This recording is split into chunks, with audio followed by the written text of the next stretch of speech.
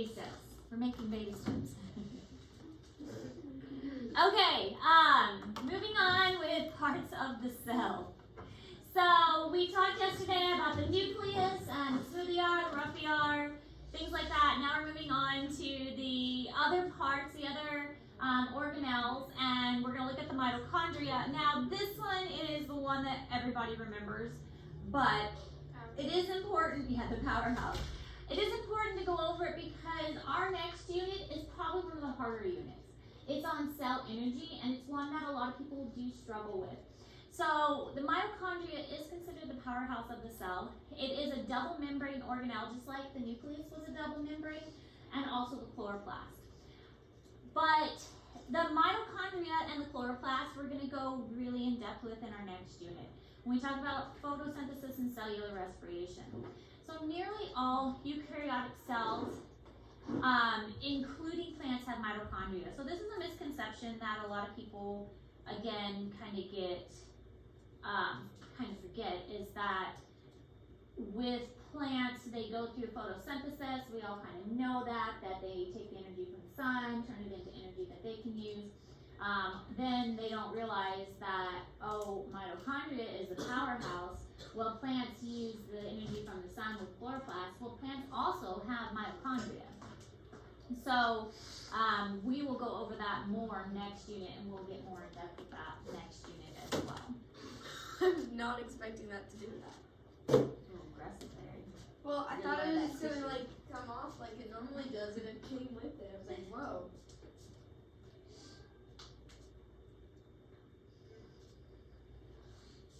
Oh, that's right. I was gonna make a note. I need to buy Elodea. A what? That Elodea plant.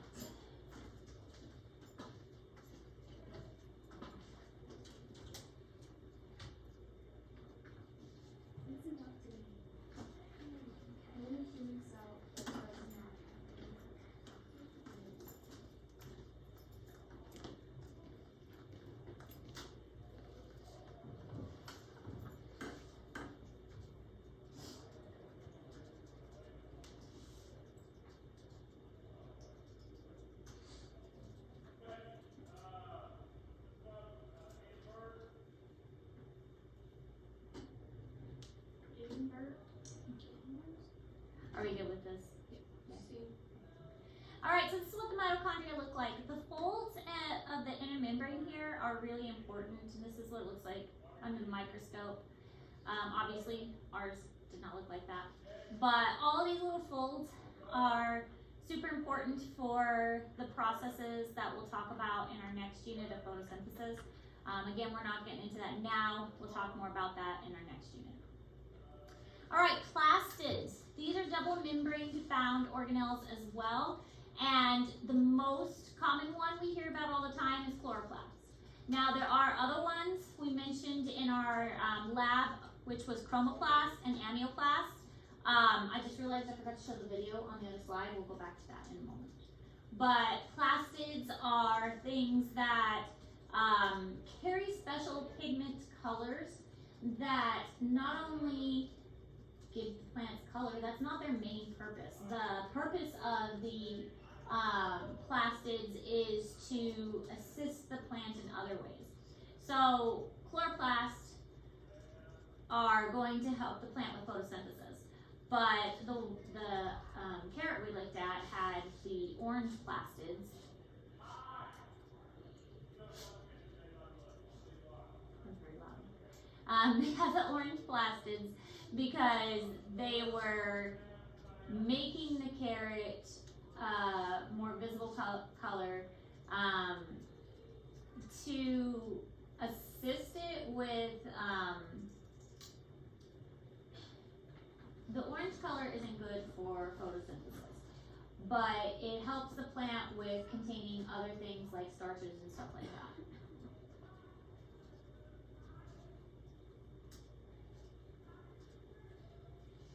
Some pigmentation can do some cellular energy work, but photosynthesis with chloroplast is the best.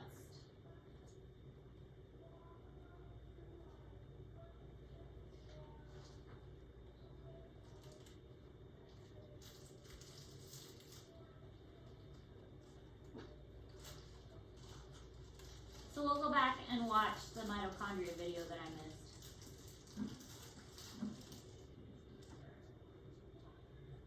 Maybe. A mitochondrion has a double membrane system. The outer membrane faces the cytoplasm. The inner membrane divides the organelle's interior into two compartments. The enzymes that carry out the second stage reactions are in the semifluid matrix inside the inner compartment. Embedded in the inner mitochondrial membrane are the electron transfer chains and ATP synthases that are used to produce ATP in the final stage of aerobic respiration. So we'll get into all of the membrane stuff and the proteins that are on that when we talk about cellular respiration.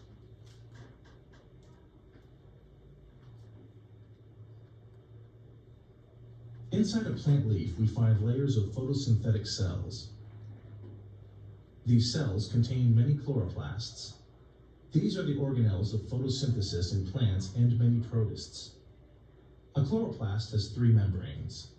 Two outer membranes enclose an enzyme-rich semifluid interior called the stroma. This is where sugars are built. A third membrane, the thylakoid membrane, forms a series of interconnected, flattened sacs that run through the stroma. Embedded in the thylakoid membrane are light harvesting complexes, photosystems, electron transfer chains, and ATP synthases. Together, these membrane components capture light energy and use it to synthesize ATP and NADPH. Again, all of this you're going to learn next unit.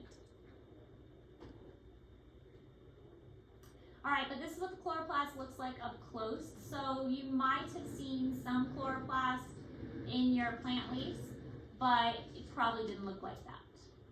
That's a little more close up than what we were able to do. Chromoplast, I don't know if you were able to look that close up at the carrot, but hopefully you were able to see a little bit of orange when looking at the carrot. All right, so these are the parts of a plant cell, and we've talked about most of these at this point. The Golgi body, the smooth ER, the rough ER, the ribosomes. The ribosomes, I don't remember if we took notes specifically on those, but they are where proteins are constructed. Central vacuole, which is a large storage area, chloroplast, cell wall, cytoskeleton. The cytoskeleton provides structure and support for the cell. A lot of times cytoskeleton projections are going to come off to help this with cell movement or attachment to other cells. Mitochondria is the powerhouse. Plasmodesmata, we'll talk about that one in just a moment. Okay, so here's an animal cell. What's this part right here? What's that? Mitochondria. Mitochondria, what's this right here? Plastid.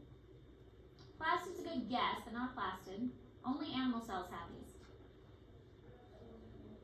This is me helping you practice for your test, because this is what you're going to be doing on your test. Lipid. Not a lipid. No. This is a centriole.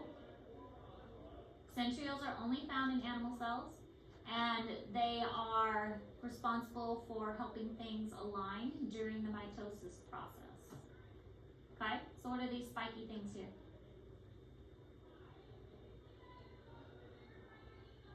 Guys have got to study. Also within the cytoplasm here, what are these like lines? This is the cytoskeleton. Cytoskeleton are the rigid structures that give the cell support. What about this curvy line right here? Cell wall. Cell membrane. Cell membrane, yep. So cell wall would be like right here. Because yes, this one's a plant cell. This one's an animal cell. So yeah, cell membrane. Okay. What about this pink thing here? Nucleus. Yeah, so the whole thing is a nucleus. This is a nuclear membrane, just the pink thing itself. Okay. What about the dark purple in the center? Nucleolus. What does a nucleolus do? Is the nucleolus the DNA? What else would it do?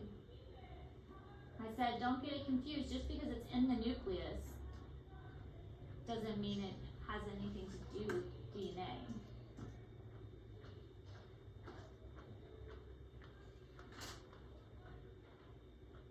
Nucleolus does.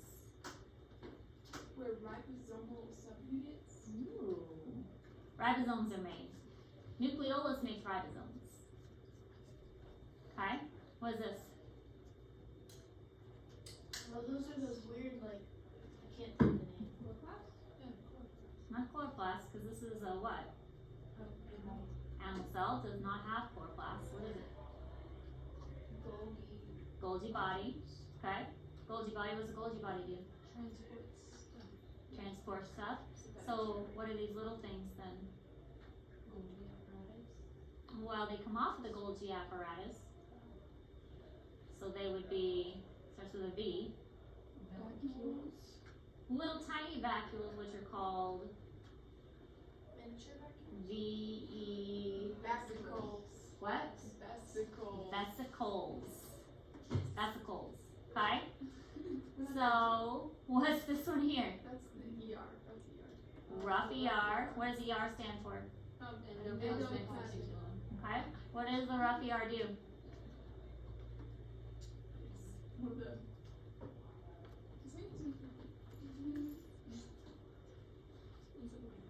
Make Golgi bodies?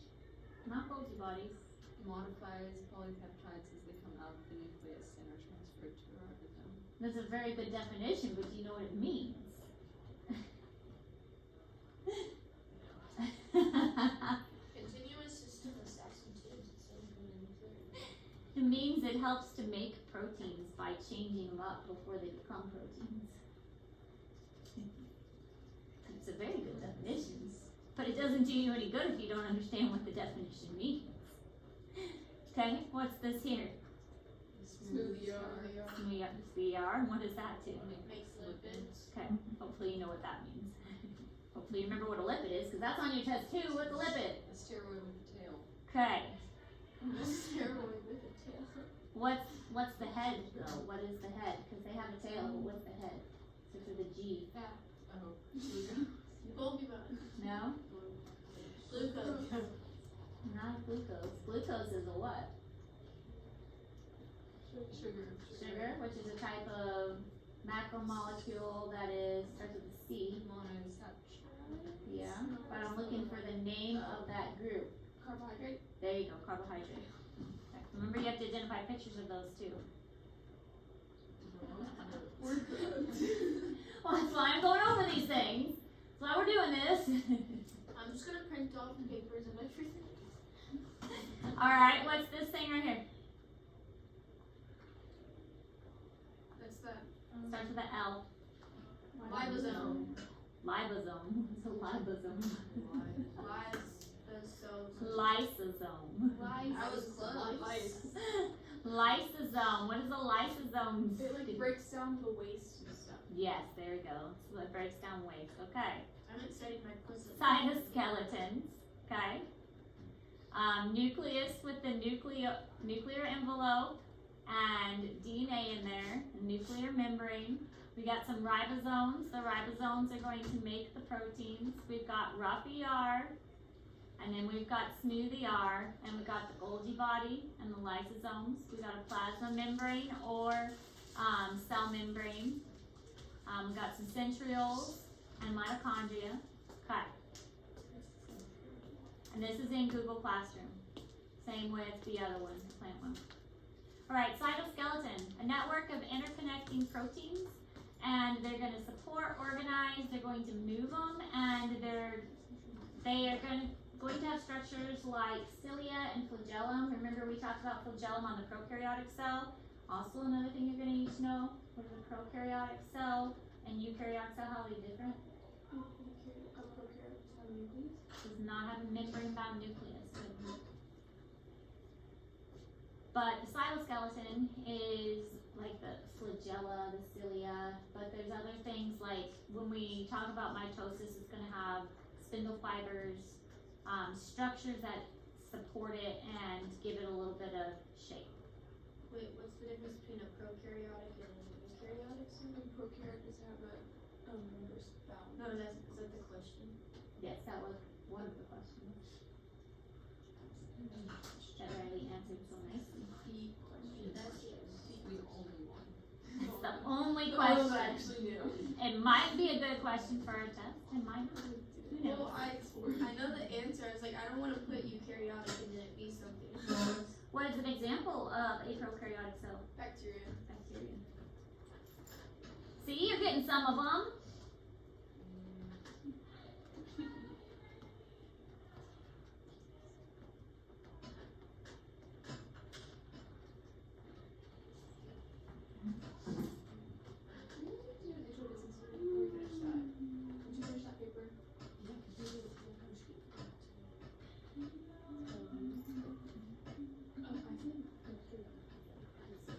Prokaryotics are mostly bacteria.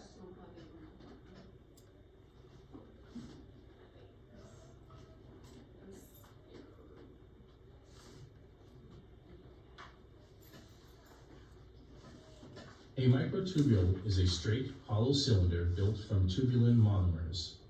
When a microtubule is assembled, all of its monomers are oriented in the same direction. This assembly pattern puts slightly different chemical properties at opposite ends of the cylinder. Each microfilament is composed of two helically twisted polypeptide chains. The chains are assembled from actin monomers. Like microtubules, microfilaments can be assembled and disassembled in controlled ways. Intermediate filaments are the most stable cytoskeletal elements. The 6 known groups occur only in certain animal cells. They strengthen and help maintain the shape of cells or cell parts.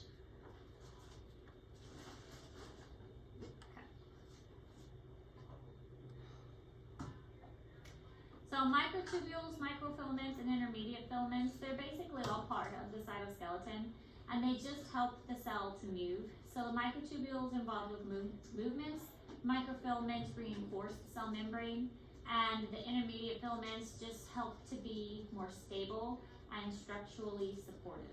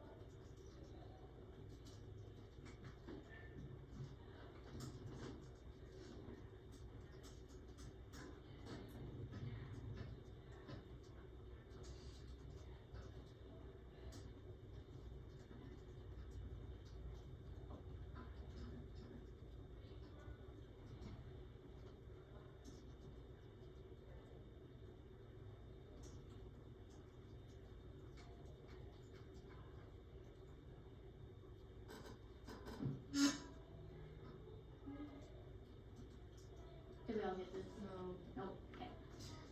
I thought I did, and then I looked back on my thing, and it was like random numbers and letters. I was spacing off. I have this ability to sleep talk. Oh. I discovered it that I can sleep talk, and one time I was recording a video from my class, and because I was posting it online for one of my state fair classes, and I don't know what I was talking about honestly, but I was sleep talking while I was recording, and I fell like I kind of fell asleep while I was recording, but I was talking in the video. I don't remember what I said, and I'm afraid to go back and actually watch.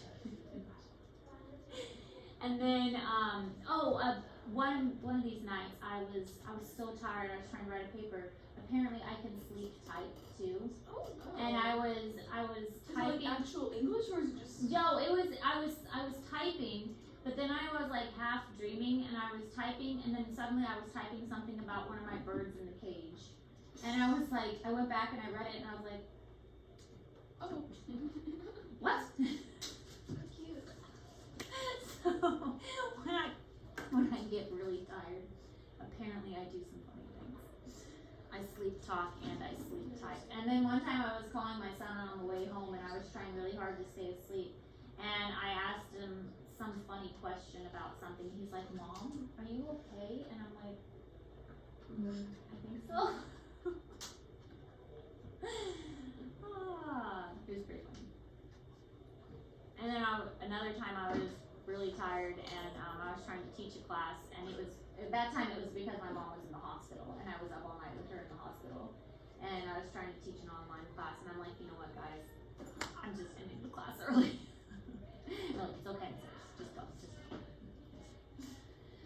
Anyway, so this is what the cytoskeleton looks like. These proteins are arranged in this circular pattern, and then sometimes they can be arranged. This would be a microfilament, and the proteins can also be put into these patterns. I like this picture. Sorry for the interruption, one more time. If you're a dual credit Finish. student, Oh, we are taking so dual close. credit in the No, spring, we didn't finish. please come to the Commons now. That's if you're taking a dual credit Okay, class. we'll stop here. Three. Although, And sophomores, who are taking the dual credit. No, I'm leaving it so I can come back before 8 or finish so I can be late to the next class. yeah, and she may send you back because it may be like if you're newly enrolled. I don't know. So, We are newly. like if you're taking an additional class. Oh. Like not if it's a year-long Like if you're class. enrolling in a class. Yeah. So, anyway, go have fun.